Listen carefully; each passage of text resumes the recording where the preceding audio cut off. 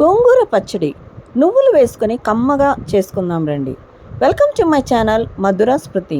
Cook healthy, eat healthy and stay healthy. ముందుగా stove మీద pan పెట్టి ఒక హాఫ్ కప్పు నువ్వులు చక్కగా శుభ్రం చేసుకున్నవి వేసుకుని వేయించండి. ఆ చిట్టపట్టలాడుతుండగా తీసేయండి. నువ్వులు లో ఫ్లేమ్ మీదనే వేయించండి, అవి త్వరగా వేగుతాయి. ఇవి తీసి పక్కన పెట్టి ఇప్పుడు ఒక 10 నుంచి 15 ఎండు మిరపకాయలను కూడా వేయించి అందులోనే ఒక టేబుల్ స్పూన్ జీలకర్ర కూడా వేసి లో ఫ్లేమ్ మీద వేయించి తీసి పక్కన పెట్టండి. ఇప్పుడు అదే ప్యాన్లో 2 టేబుల్ స్పూన్ నూనెను తీసుకొని వేడి చేసి అందులో ఒక 10-15 పచ్చిమిరపకాయలని లేదా మీ రుచికి తగ్గట్టుగా పచ్చిమిరపకాయలని కట్ చేసి వేసుకోండి. అలాగే ఒక వెల్లిపాయని మొత్తం పొట్టు తీసి ఆ రెమ్మలు వేసుకోండి. వీటిని దూరగా వేయించండి. మూత పెట్టి వేయించండి, లేకపోతే మిరపకాయలు మొహానికి చుడతాయి. ఇవి వేయించిన తర్వాత మంచి సువాసన వస్తున్నప్పుడు శుభ్రం చేసి కడిగి పెట్టుకుని ఆరబెట్టుకున్న గోంగూర ఆకుల్ని వేసుకోండి. మూత పెట్టి ఆకంతా మగ్గనివ్వండి. లో ఫ్లేమ్లోనే ఉడకనివ్వండి. గోంగూరలో వైటమిన్స్, మినరల్స్ పుష్కలంగా లభిస్తాయి, ముఖ్యంగా వైటమిన్ సి. అలాగే యాంటీ ఆక్సిడెంట్ ప్రాపర్టీస్ కూడా అధికంగా ఉన్నాయి. డైజెస్టివ్ సిస్టమ్ని, కంటి చూపుని మెరుగుపరుస్తుంది. ఇమ్యూనిటీ బూస్టర్గా పనిచేస్తుంది.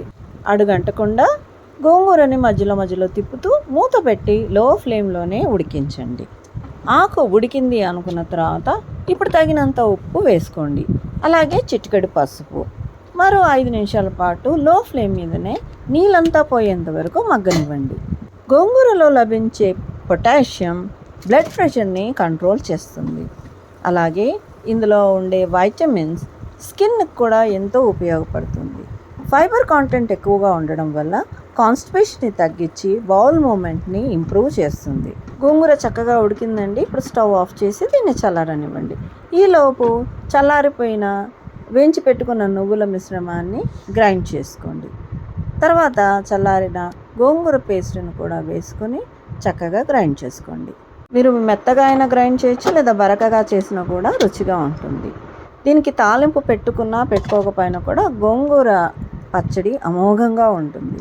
గోంగూరలో ఉండే హై ఫైబర్ కాంటెంట్ బ్లోటింగ్ నుండి అలాగే గ్యాస్ట్రో ఇంటెస్టైనల్ ఇష్యూస్ నుంచి రిలీవ్ చేస్తుంది. ఇప్పుడు గ్రైండ్ చేసి పెట్టుకున్న పేస్ట్కి తాలింపు వేసుకుందామండి. దానికి పెనంలో 2 టేబుల్ స్పూన్ నూనెను వేసుకొని వేడి చేసి మీకు కావాల్సిన తాలింపు దినుసుల్ని వేసుకోండి. ఇక్కడ నేను 1/2 టేబుల్ స్పూన్ ఆవాలు, జీలకర్ర, శనగపప్పు, మినప్పప్పు వేశాను. అలాగే కొన్ని రెబ్బలు కరివేపాకు, 2 ఎండుమిరపకాయలు. ఇవన్నీ వేగిన తర్వాత చిటికెడు ఇంగువ ఆరోగ్యానికి చాలా మేలు చేస్తుందండి. ఇంగువ డైజెషన్కి ఎంతో మంచిది. తాలింపులో ఇంగువ వేసుకోవడం అన్నది మీ ఇష్టం అండి, ఇది టోటల్లీ ఆప్షనల్. ఇందులో ఇప్పుడు గ్రైండ్ చేసి పెట్టుకున్న గోంగూర పచ్చడిని వేసేసి ఒకసారి బాగా కలిపి స్టవ్ స్విచ్ ఆఫ్ చేసేసి చల్లారిన తర్వాత ఎయిర్ టైట్ కంటైనర్లో పెట్టుకుంటే మీకు వారం 10 రోజులైనా ఫ్రెష్గా టేస్టీగా ఉంటుంది. తాలింపు లేకుండా అయితే మీరు 2-3 రోజుల్లో కన్స్యూమ్ చేయొచ్చు. గోంగూరలో ఉండే anti inflammatory and anti oxidant properties గుండె పనితనాన్ని మెరుగుపరుస్తుంది. ఎన్నో ప్రయోజనాలు కలిగి ఉన్న ఆరోగ్యప్రదమైన ఈ గోంగూరని వాడండి.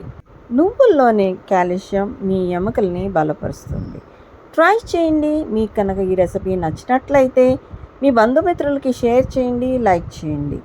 మరిన్ని హెల్దీ అండ్ ఇంట్రెస్టింగ్ రెసిపీస్ కోసము నా ఛానల్కి సబ్స్క్రైబ్ చేసుకోండి.